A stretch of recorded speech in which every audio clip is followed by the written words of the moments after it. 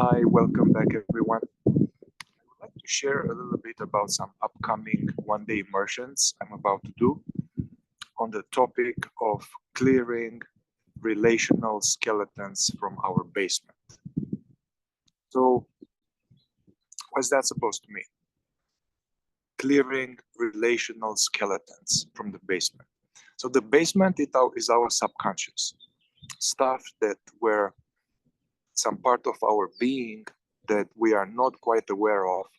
And in that basement, we have these early childhood imprints that started to happen from the time when we were in the womb, as well as first 18 years, as well as the first 6, 7, 15 years. And in those periods, our consciousness and our essence was fully open, receptive, and we were deeply impacted by the relationships that were happening in our life. So the relationship with the mother, the relationship with the father, the relationship with the siblings, the relationship with the early relationships, and especially the environment that we grew up, as well as the environment where we grew up when we were in the womb. Basically, all that was happening with the mother or with the mother and father or in the family of origins, various things that happened were shocked us or hurt us or touched us or affected us in a certain way, that we developed these so-called imprints. Imprints, I would call these skeletons, where something happened, and when we are young, until about quite long time, we are taking things personally. Whatever is happening in our environment, we subconsciously believe it's about me. So if also I talk about relational skeletons.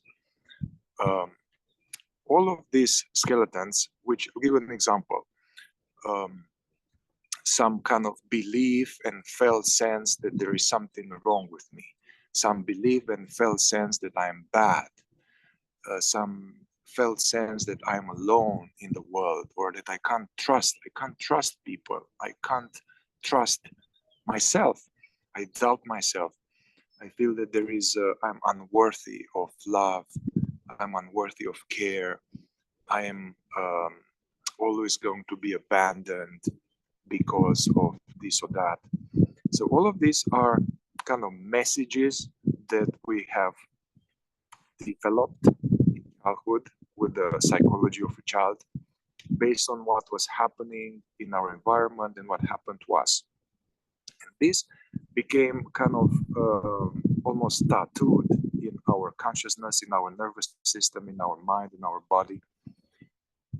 And then on top of that, we started to adapt to our environment in order to get love, to get approval, to get safety, to get belonging. And we adapted while also having in the back of the mind those deficiency identities, those skeletons, those deficiency stories. And then we started to become a little bit different. We started to be like, I'm going to be now really funny and charming so that they will accept me, or I'm going to try to be perfect and to do all my chores and get straight A's and be a wonderful child so that I will be finally worthy of love. Or I'm going to be now very introverted and go inside and go into my room and not go and not talk to anybody, not trust anybody. Or I'm going to take refuge in the world of fantasy, or I'm going to hide. I'm going to be very withdrawn and deceptive. So these are all called strategic adaptations. Yeah, so already now there's the skeletons, the base layer skeletons of this actually being shocked or hurt in a certain way. Daddy left, or mommy and daddy were fighting, or we had this ongoing difficult relationship with the parents or with the family of origin. And this was imprinted in our subconsciousness. This is what love is. This is what relational is. And this is all of this deep emotion but also very likely those deep emotions were not allowed when we were about to express them, sadness or fear or various other enthusiasm, even love, affection. In many family environments, that was not okay. So we had to be quiet. We had to suppress it, repress it, to not show it, to avoid it. So we have all of this base layer of emotional, kind of buried, suppressed energies. And on top of that, we have this limiting, negative messages about ourselves, deficiency stories. I'm deficient somehow. And on top of that, another layer of skeletons is this how we adapted to fit into the world, get love of approval, while subconsciously believing that there's something wrong with me. And all of these are all compacted there. And then we can grow up and we don't think about these things. We don't have these thoughts necessarily, but they are there. And then they impact and influence how we show up in the world, how we are open or closed towards deep connection, towards vulnerability, how we relate towards the world, how we relate towards love. And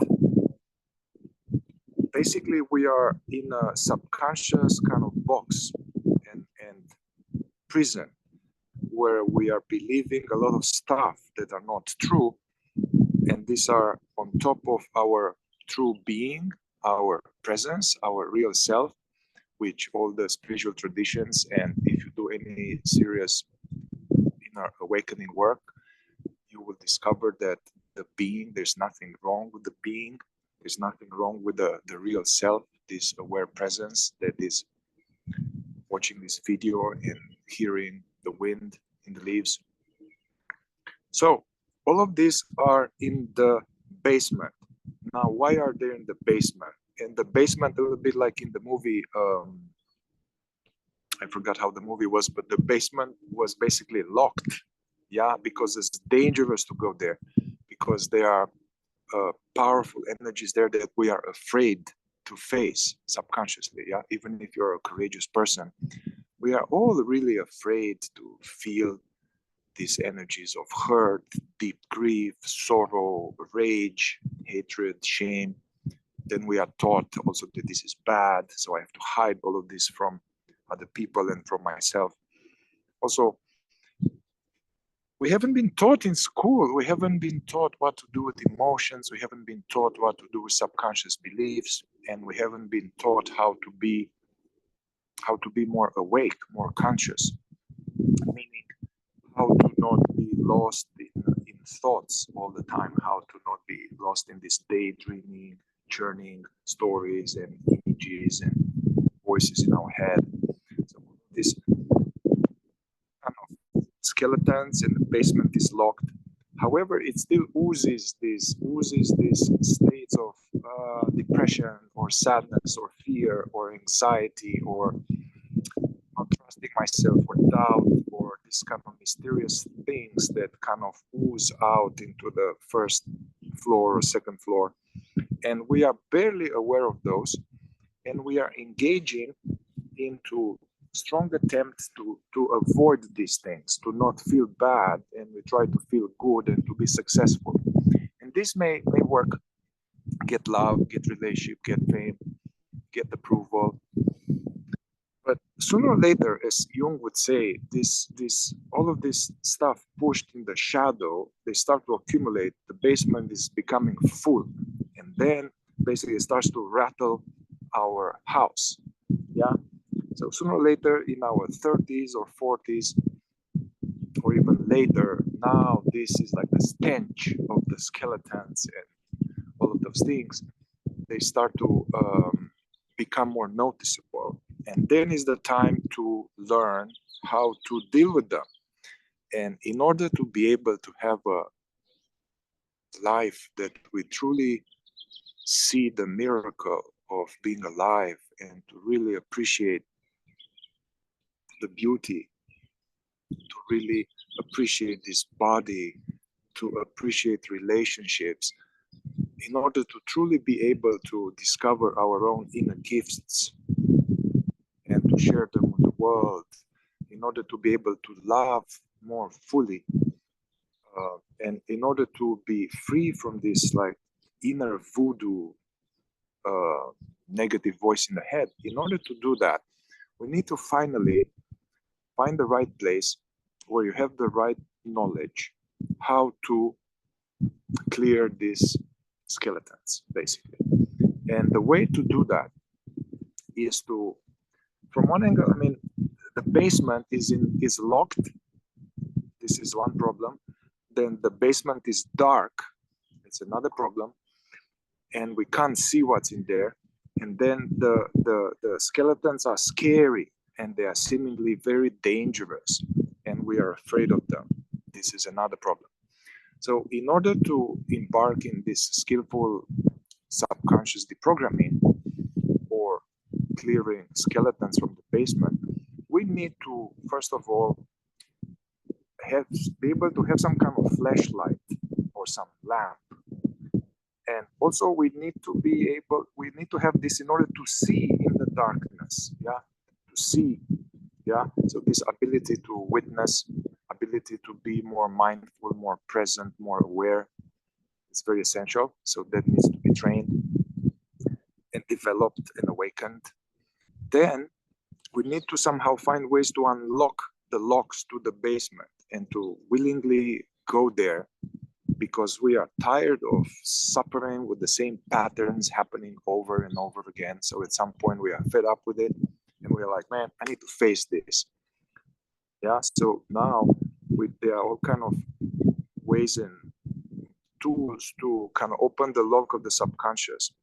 So for instance, when we have a certain burning in the chest, or we have a certain fear in the belly, but we don't know what it is about, now we need with awareness to go in there and let it be there, let it be there, not resist the feeling, and then go into the feeling or into that energy and see what it says. Oh, I'm alone. Oh, nobody's gonna love me. Oh, I see mommy and daddy. Yeah, so this is a way of mining, using awareness-based psychosomatic tools to mine out. Yeah, we are opening the gates of the subconscious. And then with more awareness and with ability to unpack, yeah, and now we start to sort them out. Then we need to look at them. And initially it's a little challenging and hard because those are hot potatoes. We avoided them all our life, and maybe some of them are not even ours. They are from our ancestors.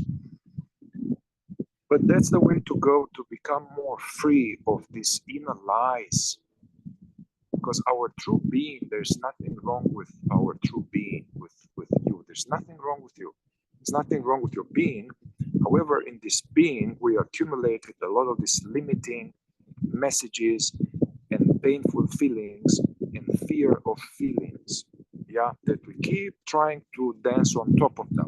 We try to do all kind of modalities to feel better and to avoid them and to even reach enlightenment on top of skeletons. It doesn't work. We need to face them at some point. So, many people also, what happens is that the skeletons now are kind of busting through the locks and the basement and coming and flooding like ghosts the house. And then there is this state of now being tormented and overwhelmed by feelings and emotions, and we are wallowing in it and spinning stories, and this is even more painful. Yeah, so that doesn't work either. Avoiding the skeletons doesn't work. What we avoid persists, and then being taken by them and overwhelmed by them, then also we can't process them. So we have to have the right tools, the right knowledge, and the right environment, container support to do that. And this is what I am about to do, a series of one-day immersions, clearing relational skeletons training immersion that I'm going to do in person as well as online. So you can see here below. I'll be doing some very soon in California, in Nevada City, and then I will do some in Oregon, in Portland, and in other parts of the world. So if you are interested in that, and you may be people that are already working with me in a Circle of Being Somatic Shadow Work group, or in a Fourth Way, Gurdjieff Uspensky, a non-dual group I'm doing. So you already know me, you know what I'm talking about, so you are totally welcome. I want you. So we keep unpacking these things and freeing the basement. So instead of being a dark place, the basement can be, we air it and we make a nice studio, a nice lounge, a nice something there, art gallery. But it is also totally available for people who haven't been working with me. It's user friendly for new people who are interested in this awareness-based psychosomatic inquiry to free our subconscious from this stuff. So look forward to meeting you and working together. All right. Ciao.